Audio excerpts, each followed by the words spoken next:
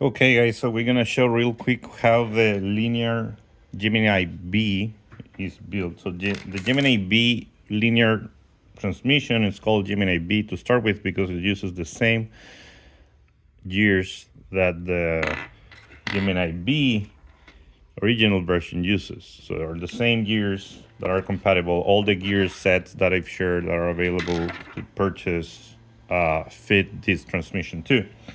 So these transmissions come in four pieces. The center pieces that are like where the gears are contained, and these two go this way.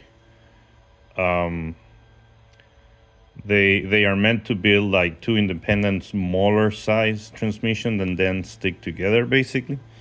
And then two plates. And there's a rear and a forward plate that matches each of these.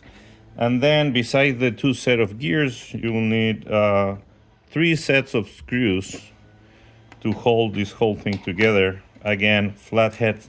So you'll need three of these 10 millimeter flat screws, and then three of these 40 millimeters. These are longer flathead screws. So then we're gonna pick each of these boxes.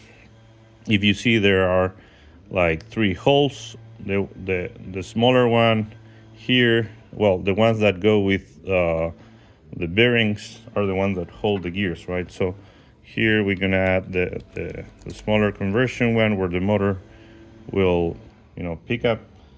Then in the other one we'll add the shaft and the gear. So same story as usual. We put this one together like that, and then we push them in. And if you see, we have one box built, and that shaft is gonna come out. Now this thing is designed so that these two, these two ones ready, they're gonna fit in. You see that there's a hole there?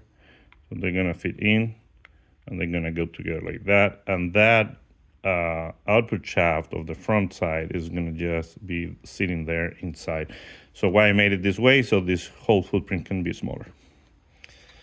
Let me just confirm the pin didn't come out. Oh, okay, it did come out a bit when I was playing with this.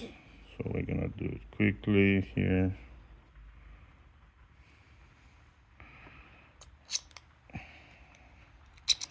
There we go. So one done. Then we're gonna do the other one. Same story. You put this one here. Then you pick the shaft and the gear, the output shaft, and put it where the bearing is. There it is, and they should fit. It should feel smooth and everything. And if you see, they're basically mirrored, but also there's this gear is lower and this gear is higher. And then,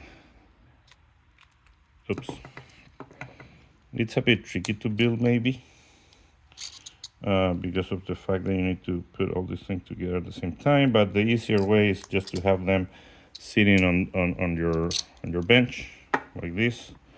So you face them, or to build one of them first at least. So let's say we're gonna build this one first. Let's do that. So again, we look for the plate that matches the output. This one, for example, is for the rear. It won't match. So this one will match. We go and put it in, and then we put the smaller screws here.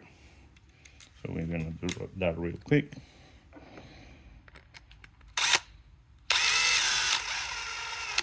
Not over tightening those screws because we are screwing on plastic as usual.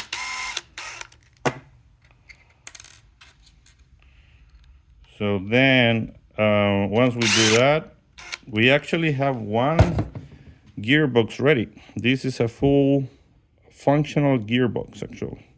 You could use it independently and mount motors like this, right? And then you have a standard gearbox, single gearbox, right?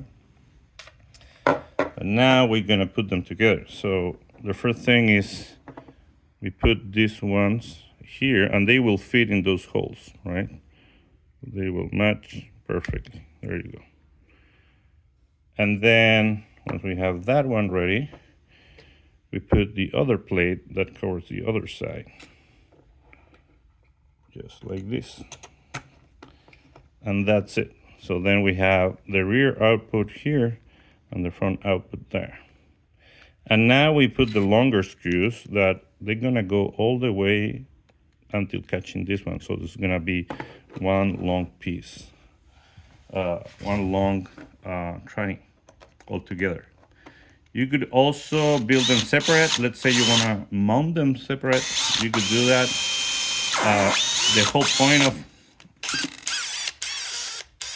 of having them together, though, is the small footprint, right? If you don't put them together, you lose that benefit of having the small footprint. Otherwise, you could just have two transmissions separately mounted on a skid plate, right? Which would defeat the purpose of doing this. There you go. So everything fits really tight. This is very sturdy, strong. And then you have smooth gears on the back, smooth gears on the front, or whatever you choose. You can mount this both ways. And then you would put one motor here, right? And the other motor here. And it will kind of look like this. And then the mounting pattern is pretty standard with Gemini-B pattern. The distance between the two little holes here is 8 millimeters.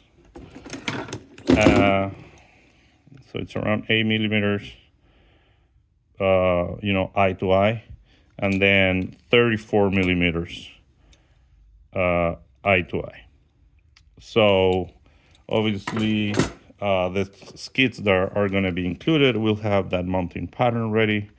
So this can be mounted here, right? Or here, this way, this way, or this way.